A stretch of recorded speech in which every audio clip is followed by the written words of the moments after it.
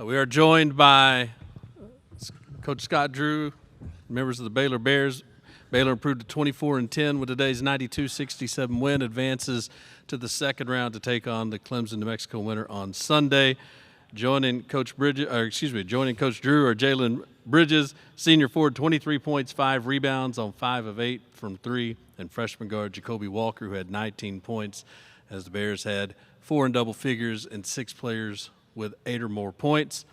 We will start things with an opening statement from Coach Drew, and then we will take questions for the student athletes. So, Coach, if you'd like to get started. Well, first it is Coach Bridges. He called a great play at the end of the game for Austin Sachs, so he deserves credit for that.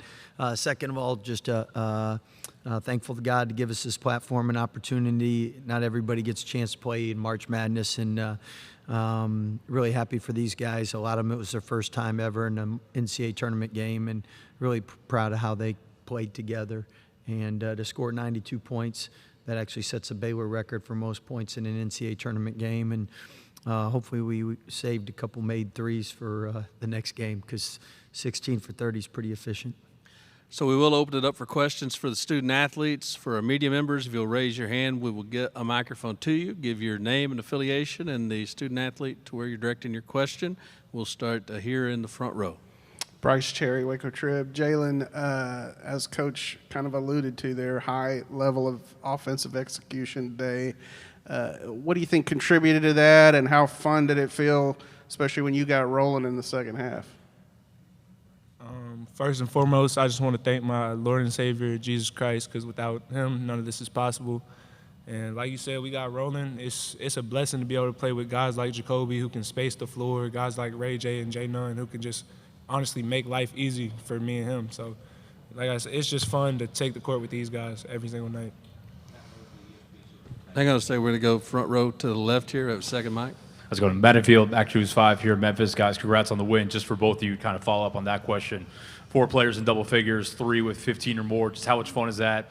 Ball's hopping around, everyone's cooking, and everyone's just kind of doing their thing. How enjoyable is that for both of you? Yeah. First, I also just want to thank my Lord and Savior, Jesus Christ, just for the opportunity just to be here. Not everybody gets to play out here, and just me being a freshman, not a lot of freshmen get this opportunity as well. But like Jalen was saying, it's just fun being on the court with a bunch of guys that can score. Every day we're all in the gym, so we see the work that each other puts in. So just to see it come to fruition, that's the word, right? On the court, see it on the court. It's just really cool to see, and he was saying, it's just really fun. We're going to go to our right here. Matt Mosley, ESPN Central Texas. Jacoby, what was your mindset early? You seemed very aggressive and were hitting some shots early. What was kind of your mindset coming out? Yeah, really just putting everything in the past, and this is a new season, Coach showed us a bracket, and it was just us and Colgate. So this was next game up. I just really wanted to come out aggressive, set the tone early. My teammates, they were finding me. They were encouraging me. And then when we got things going, it was pretty hard to stop us. I'm going to go to the center here in the back. Frank Bonner, Daily Memphian. This is for Jalen. When you talk about establishing momentum as you hope to go deeper into the tournament, just how big was it to start the first game shooting the way that you were shooting, and for you and for the rest of the team? It was great to feel that way, to see the ball go through the hoop a little bit, especially after how we struggled in Kansas City. But like Jacoby said, it's a new season. We got to put the past in the past and just focus on the next game, next opportunity, and just stay together, and the rest will take care of itself for real. Other questions for the student athletes? Okay, we're going to go right back down front here. We'll give the mic. Jalen, there was a sequence in the second half where it was like Colgate hit a 3, you guys hit a 3, back and forth.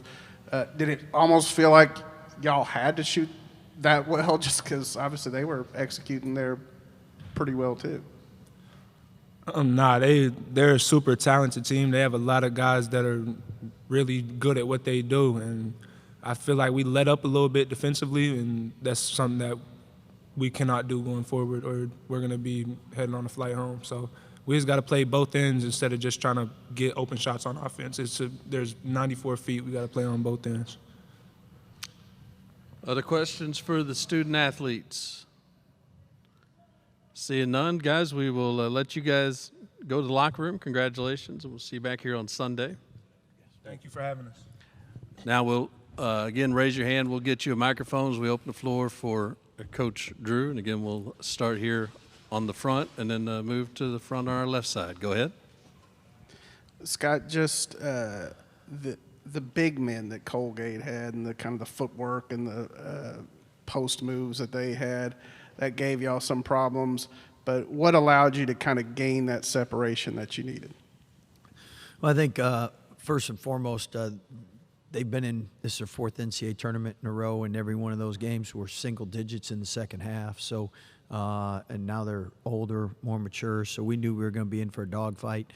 What we had to do was take away their threes, and I think we did a good job. But when you take away something, you give up something, and credit their interior for making great moves and plays. And I thought as the game went on, we were able to do a little better job of limiting their touches, and the zone helped change that a little bit for us as well. Moving to the front on our left, Coach. Scott, when you guys are sharing the wealth like that and getting everyone involved offensively, just how tough do you feel like you guys are to beat? I think every coach cares more about what shot selection you get, and if it's the right shots. We know that they're not always going to go in, but that's what you can control, and then you can control the effort on the glass. I thought we had great looks. I thought everyone was really unselfish. 17 assists is really good. And I thought when we got some stops in transition, we were really good as well. So, I mean, we've had a top 5 offense most of the year, and we know we're efficient. And it's nice to finally play somebody that doesn't know every tendency, every set, and everything you do. So it's good to play somebody different. We'll go here to our right. Kennington Smith with The Athletic. I know he was able to play periodically through the game, but do you have any update on Eves, and do you think there's going to be anything lingering with that? Yeah, I don't know. He woke up that way. It bothered him yesterday. So the good thing is you have a day off, and Eve's really durable. He hadn't missed a game, hadn't missed much practice, if any practice. So we have a great staff. They'll get him right. But yeah, he was definitely affected by that today. Before we stay on this side, we'll remind media members in the Zoom, if you have a question, you can hit the raise hand feature, and we will try to get to those after questions in the room. Stay right here in the front. Cam Stewart, ESPN Central Texas. Scott, the last few minutes of the first half, Ray J gets his third foul, goes to the bench. Not a guy that sits on the bench a lot. So how important was that to get some minutes for Miro and to get Jaden Nunn handling the ball a little bit more and to actually extend that lead going into halftime? Yeah, I thought that was really critical, and I thought the guys really did a great job defensively. They did a good job executing. To finish with Eve's bucket before the half was a great way to close the half. And we knew in the second half they were going to come out, make a run, which they did, and called timeout. And then I thought our guys did a good job in regrouping and never really letting them get it to single digits where you start to feel it and the crowd gets involved. Other questions back here? Scott, when you've got a quick turnaround, you got to play another game in 2 days. How beneficial is it to be able to close the way you did and not have to be in a dogfight in the last couple minutes?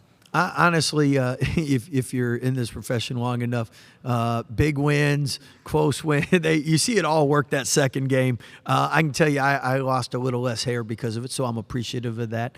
But I'm really, really so excited for our guys. And we had so many, it's their first time in the NCAA tournament. And as you can tell from Jacoby and Jalen, I mean, we have really, really good kids, and you want the best for them when they're good kids, and they got great parents. And I know a lot of them were really excited about today. Going right in front of us. Scott, when the Baylor fans are chanting for sacks, do you hear that? And how cool was that to see him, hit that three? Well, I love that, and usually that's a good thing. So hopefully 5 more games we hear that. But excited for him, and he's the ultimate teammate. I mean, everybody loves him. I don't think he's ever said a bad thing about anybody. So just a really kind young man. Staying on the same side, back row. Mark Giannotto from the Commercial Appeal here in Memphis. You mentioned a couple times how well a lot of these guys were playing their first tournament game played, including some of your best players. I'm curious how you found sort of the balance within your roster of, you still have, these talented freshmen, but also have some veterans, and it's a hot topic around the country. How do you construct a roster? What have you found where you've been able to, it seems like, find that balance? Well, I mean, this is a first-time experience for all of us. We're all learning on the fly. And, you never had a COVID year before. You never had NIL before. You never had a transfer portal before. So, things are changing, and you're trying to figure it out as you go. And I can tell you our formula is just to get great young men we want to spend time with, that are talented, and they'll put the team first and embrace our culture of joy. And we've been blessed to do that. I don't think we have a set number like we're going to take this many transfers. There's teams out there, you take too many transfers, it doesn't work. Take too many freshmen, it doesn't work. You can find there's only 68 teams in the tournament, so a lot more don't work than do work, just numerically. So with us, we're blessed because the guys that represent our university do a great job. And they've played a lot of basketball this year. Jacoby and Eve aren't freshmen anymore. We're in our last 5 minutes, staying on this same side.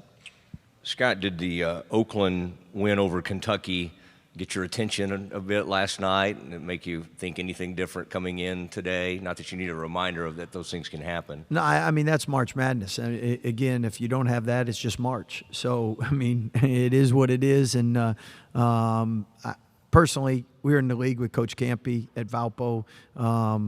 And good friend of mine, 40 years at a school. So everybody in the profession, even Coach Calipari, I think they're good friends. You love it when good things happen to good people, and happy for him. But, I'm sure there's upsets today, just like there was last night, and a couple other close ones. But that's why this March Madness is so special. And I love it when you can't get past the first 2 days and there's no perfect brackets left. That just shows you how hard it is. Now, I don't know if it'll be that way. I watched TV for about 1 minute, and the stat was there's only like 46% of the brackets still correct. And that was at like 5 o'clock yesterday. So my point is that expect the unexpected. It makes it great. Makes it tough on coaches and players, though, because you don't want it to be the last time you put on the jersey.